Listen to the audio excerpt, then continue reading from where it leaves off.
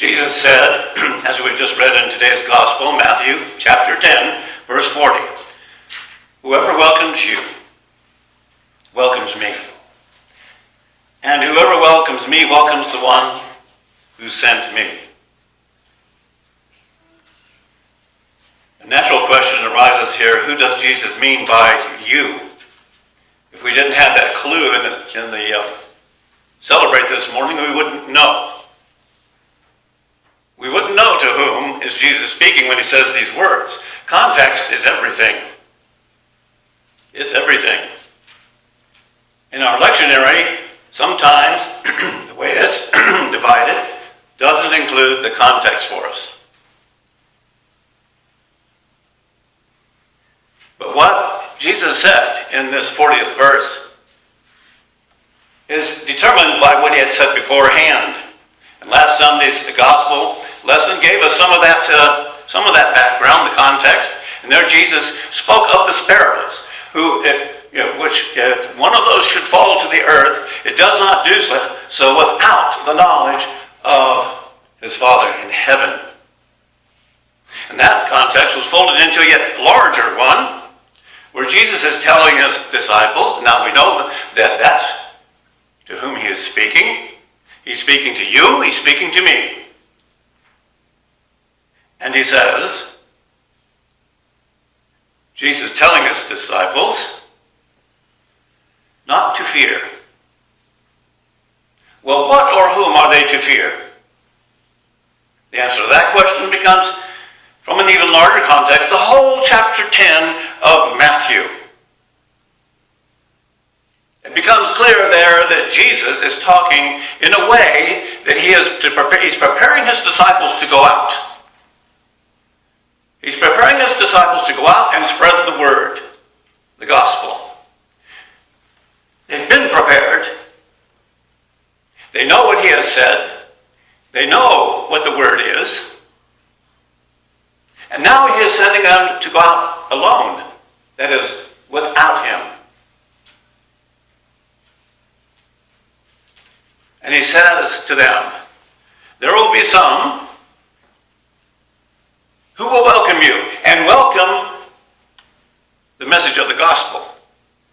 But it's important here to remember that before the gospel is heard, there must be repentance. For Jesus proclaimed, repent and believe the gospel. There had to be a change in one's life and mind.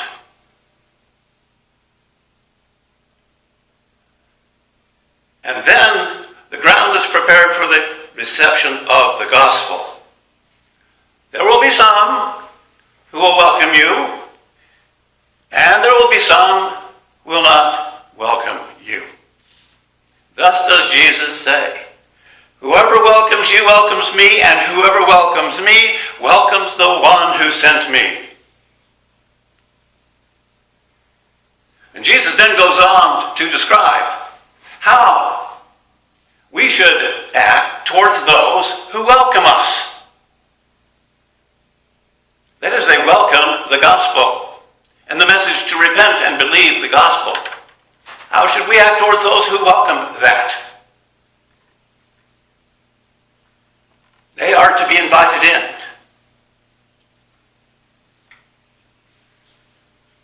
We are not to expect payment. We receive payment, but we are not to expect it. Go to whatever place you go to. Receive their hospitality. And then he addresses the problem of, what do we do? How should we react to those who don't receive the word of the Lord, who do not welcome us? This is what he says. Beware of them, for they will hand you over to councils and flog you in their synagogues, and you will be dragged before governors and kings because of me, as a testimony to them and the Gentiles. And again he says, brother will betray brother, and father his child, and children will rise against parents and have them put to death, and you will be hated by all because of my name. Of these, Jesus says, shake off the dust from your feet as a testimony against them. What does Jesus mean by this? Is this a harsh saying? What does he mean, shake off the dust from your feet? To help us understand what Jesus is saying here, it might be good to raise an example from our modern day, our contemporary times, of what he is saying. So it would be of benefit to listen to what Tim Scott, an African-American senator representing South Carolina, had to say on the floor of the Senate. He stood up on the Senate floor and told the story of the Watchman. The Watchman is Ezekiel chapter 33. It was the duty of the watchman to keep watch over the city. So he was standing in some high place. He was able to look out over the horizon, and if the sword was coming, he was to send a message saying, warning, an enemy is coming, an invasion has started. Now Ezekiel tells us that if the watchman warns the wicked of their wicked ways, and the wicked do not turn from their ways, the wicked will die in their sins. But because the watchman has warned the wicked, the watchman will be saved, because he will have discharged his duty before the Lord. He will have discharged his duty before the Lord. But if the watchman does not warn the wicked of their wicked ways and of the coming of the sword, and the sword does come, then again the wicked will die in their sins. But their blood will be required of the watchman. We are the watchmen, you and I. We have seen what is coming. We have witnessed it. I have talked about it many times. Perhaps we're getting tired of hearing it.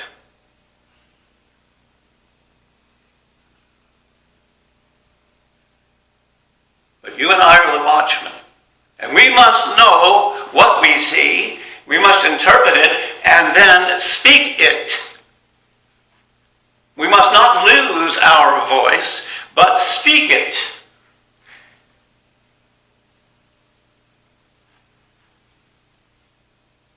So I will say, and continue to say, this. An invading force is coming, and yea, it is here already. It has arrived. It was quiet. It came upon us suddenly, only because we couldn't see it. It is the threat, truly. I know it sounds unbelievable, but I will say it and tell all know. The threat is Marxist communism. It's on the way. Either it's here already and we see its results, and a greater number are coming as well. Our young people have been converted to this atheistic doctrine by the tens of thousands, by the hundreds of thousands, and that number will increase. As Jesus said, those who welcome us will hear both law and gospel and will respond because they welcome the word of the Lord. So we now do stand up in the church. And as long as I am here, we'll send out the warning of the watchman.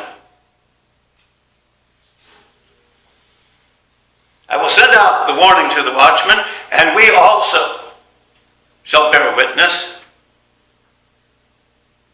to all that we'll hear. An invading force is coming, nay, is already here, which clothes itself in the laudable morality of anti-racism.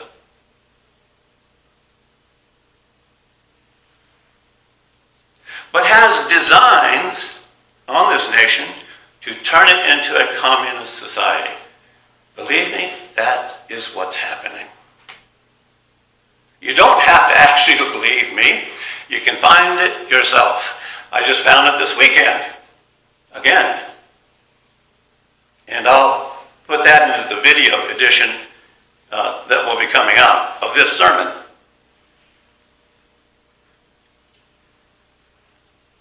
There is a design on this country to turn it to a communist nation.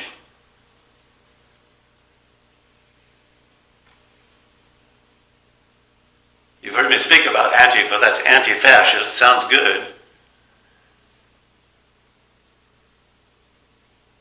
But their role is quite different than what it sounds. I've already said this many times. I'll put it into the video.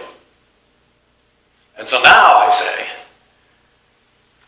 to all of those who are outside the church and within it, the invasion is here. Be warned. Be warned. This goes way beyond anything called Democrat and Republican, liberal and conservative.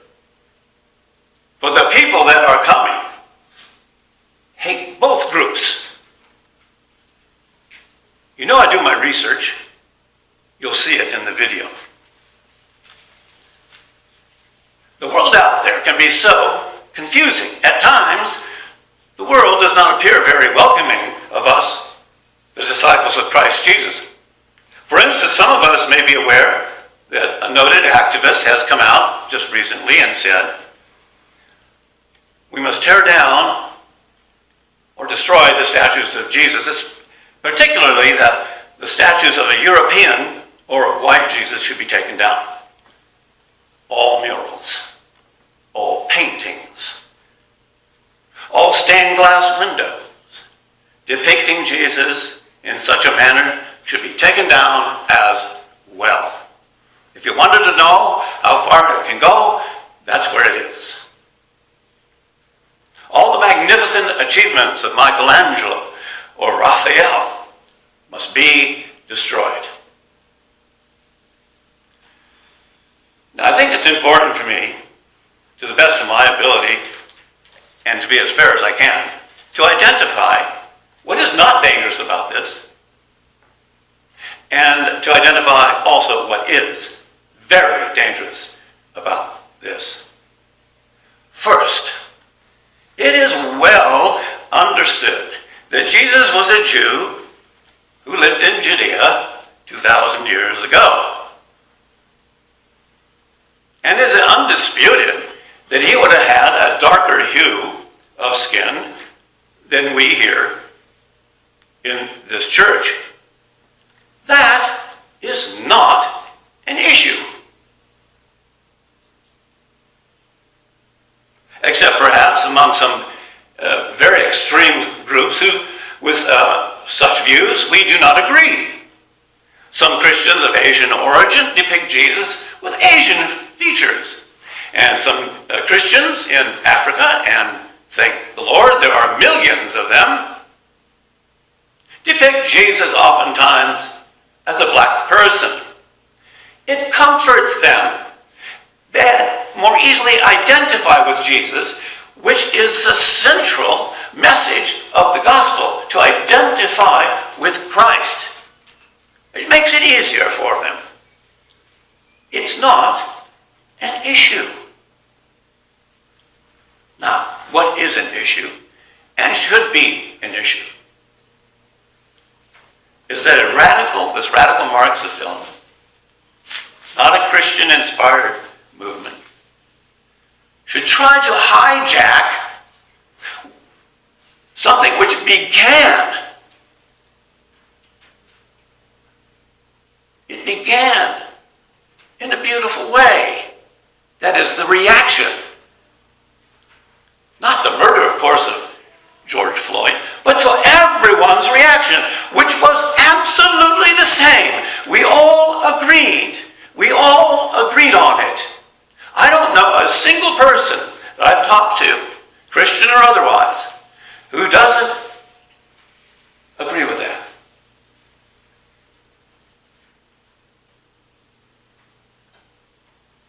We all remember the beautiful pictures of white policemen hugging protesters of color. But that was the end of it.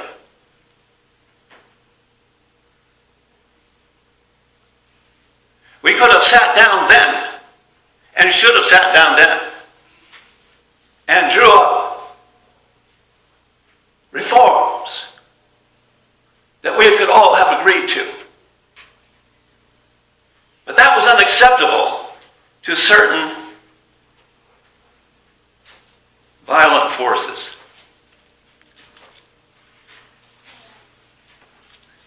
Social issues are being subverted. They're being put under an ideology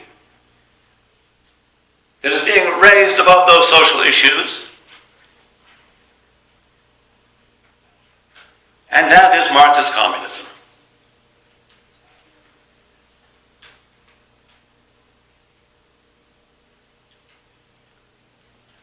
Our Christian-loving response to what has happened is being subverted.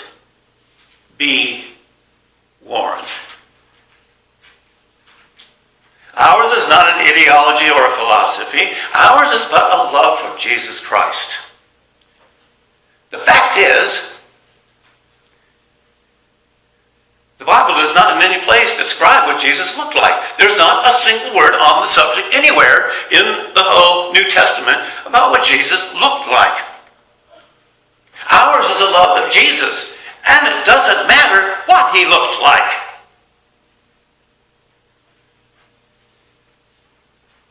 Tall or short, slim or stout, color of skin, eyes, whether he had hair on top of his head or not, I don't know. For all we know, Jesus could have been kind of a short guy, a little stout, and balding. It doesn't matter.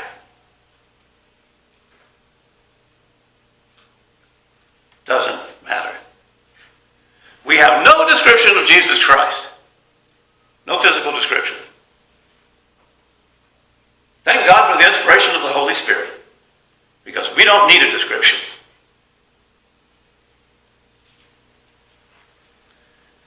Obviously, it was of zero importance to the writers of the gospel.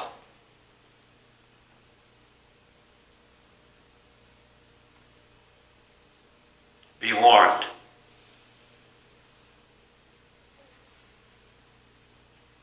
Let me address a couple of events. The first was an attempt to burn down an entire church, St. John's Church in Washington, D.C. It's not a statement of matters of race. And here is a really telling one from just this last week.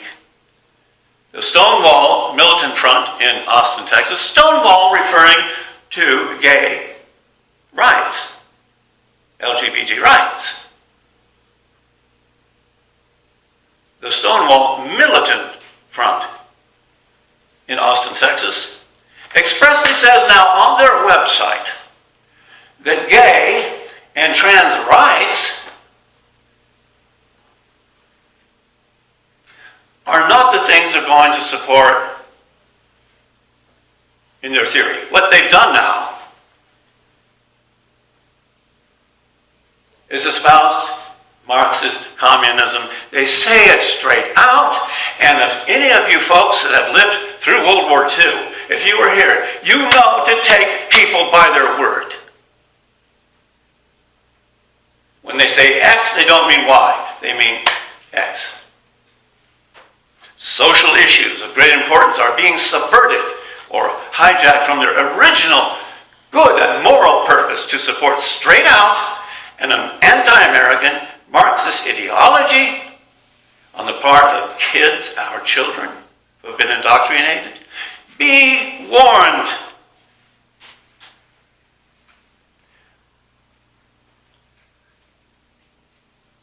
So let me now tie things together and answer that question about the shaking off the dust of your feet. When Jesus said, shake off the dust of your feet as a testimony against them, he is saying, watchmen on the watchtower, it's you and me, if you have warned the wicked of their wicked ways, and they turn not from their wicked ways, the wicked shall die in their sins, yea, verily. But you will have saved yourself. If we preach the gospel, declare the need for repentance and acceptance of the gospel, and people do not welcome that gospel, shake off the dust of your feet, because you have discharged your responsibility.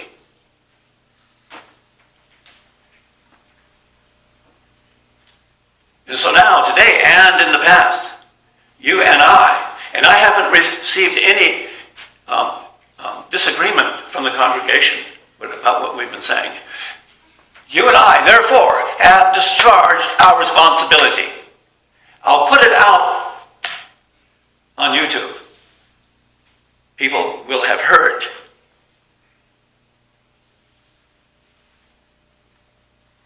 Be warned. But if you watchmen should not warn the wicked of their ways, oh yes, they shall die in their sins, but I will require